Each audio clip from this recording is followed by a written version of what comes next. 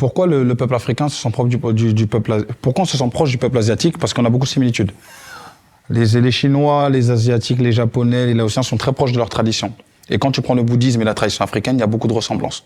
Simplement parce que dans un passé lointain, il y a beaucoup de prêtres africains qui ont migré en Asie. Ce qui fera l'objet d'une prochaine émission. Je peux apporter quand même. Mais on est en train de... On aura le temps de développer. Le mot de la fin là, c'était « te laisse pas faire ».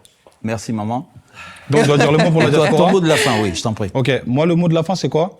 C'est armez-vous de connaissances et soyez unis, unissez-vous. Mais l'unité sans la connaissance est impossible. Ça veut dire on est fort lorsqu'on est beaucoup, mais si on est beaucoup sans connaissance, on est beaucoup pour rien. Donc ça va donner des trahisons inutiles. Donc il est important de s'unir, mais il est important de chercher le savoir. Tout simplement. Le mot de la fin, effectivement, rejoint tout ce qu'on a partagé. Là, je trouve ça vraiment très, très intéressant.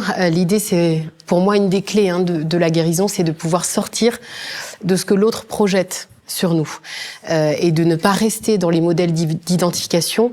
Et ça, je trouve que voilà, ton livre le reflète bien. Donc, j'invite vraiment tout un chacun à se procurer le livre et à plonger dedans parce que c'est vraiment pour moi, ce qui constitue une des clés aussi dans le travail d'émancipation psychique.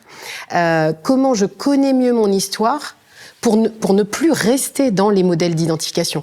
Je repars en termes de conclusion. Souvent, on a vu dans les expériences qui sont faites les jeunes enfants qui choisissent les poupées blanches plutôt que les poupées noires.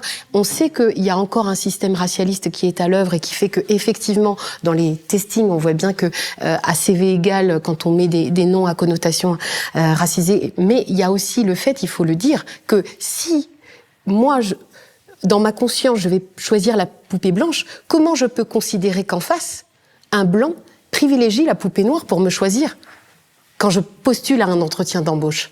Donc, aider nos enfants à privilégier leur essence, à être fiers de qui ils sont, de ce qu'ils représentent, d'où ils viennent, c'est les aider à mieux prendre conscience de là où ils peuvent aller. Et donc, j'envoie un message d'encouragement. La restauration du peuple afro-descendant ou afro-renaissant, comme je préfère l'appeler, ce n'est qu'une question de temps. Nous retrouverons notre juste place.